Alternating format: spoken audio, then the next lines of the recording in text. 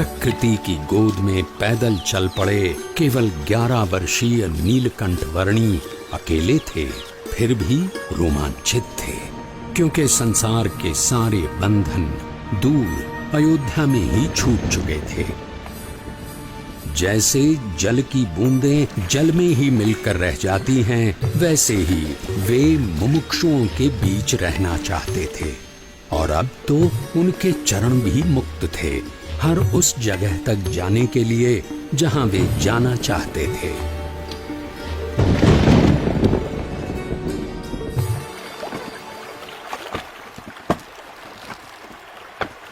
अमरपुर गांव की धरती पर सूर्योदय तो हर रोज की तरह हुआ था, पर आज वहां के लोगों को कुछ अधिक प्रकाश मिला। एक बाल योगी की कांति का प्रकाश।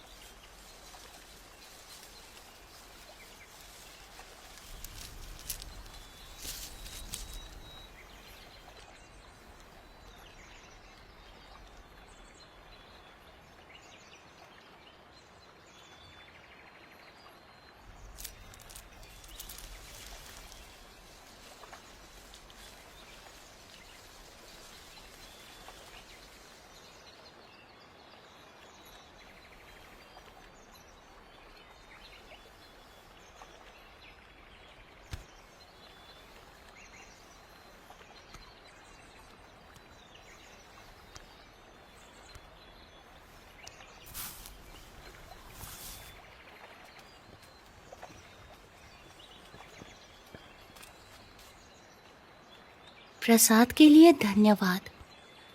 अब मुझे आगे जाने की अनुमति दीजिए। बालयोगी, अगर आप लंबी यात्रा करके आए हैं तो आज के दिन यहीं रुककर विश्राम करके जाइए। अभी तो मेरी यात्रा आरंभ हुई है और मुझे बहुत लंबी दूरी तय करनी है। जैसा आप उचित समझे।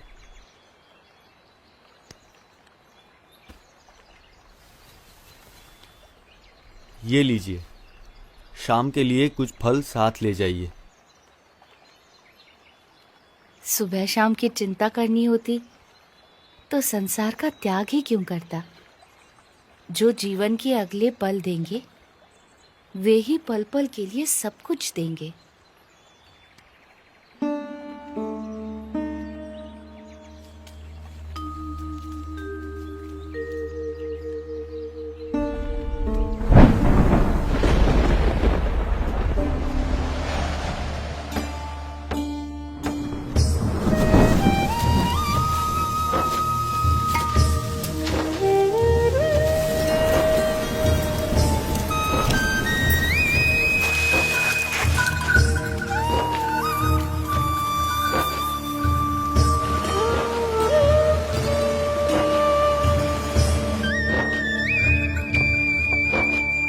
यहाँ के लोधेश्वर महादेव मंदिर का निर्माण महाभारत काल में राजा युधिष्ठिर ने करवाया था, ऐसा माना जाता है।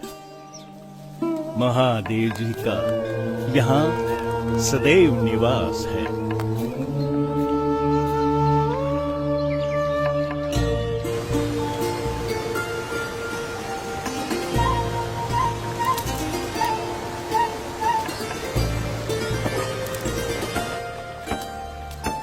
निडर, निशंक और निश्चल गति से अविरत यात्रा कर रहे नीलकंठ वर्णी की जीवन शैली एक योगी की परिभाषा को जैसे उन्नत कर रही थी। जो कुछ भी भोजन मिले उससे निर्वाह कर लेना उनकी आदत बन चुकी थी। एक ब्रह्मचारी की तरह आसन मुद्रा में ही निद्राधीन होना उनका नियम बन चुका था और मुमुक्षुओं की खोज में चलते रहना उनका नित्य क्रम।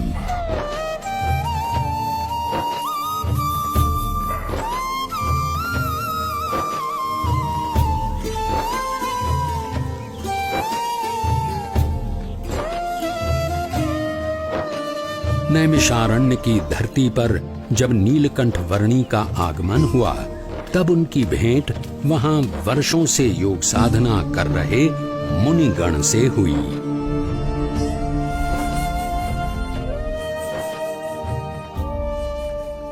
आपकी उपस्थिति से ही प्रतीत हो गया कि हमारी वर्षों की योग साधना सार्थक हो गई, अर्थपूर्ण हो गई।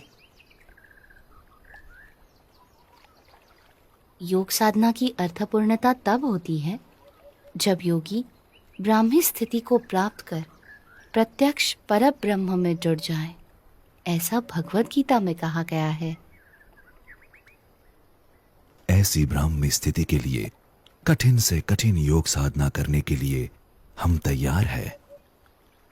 उसके लिए सर्वप्रथम अपनी आत्मा, ब्रह्म और परब्रह्म के स्वरूपों की भिन्नता को यथार्थ रूप में समझना आवश्यक है।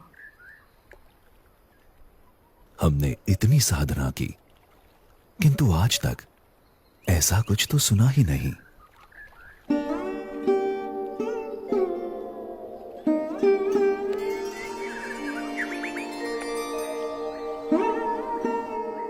बाल योगी, आपके विचारों में कुछ नवीनता है। हमारी अभिलाषा है कि आप सदैव हमारे साथ यहीं रहें। वैसे भी इस नैमिषारण्य से अच्छा स्थान इस पृथ्वी पर कहीं नहीं है। ऋषिवर, जहां भी भगवान या उनके सच्चे ब्रह्म स्वरूप सत्पुरुष की निश्रा है, वैसा हर एक स्थान नैमिषारण्य तीर्थ के समान ही है। नैमिषारण्य से चल पड़े नीलकंठ वर्णी सहजापुर आ पहुंचे।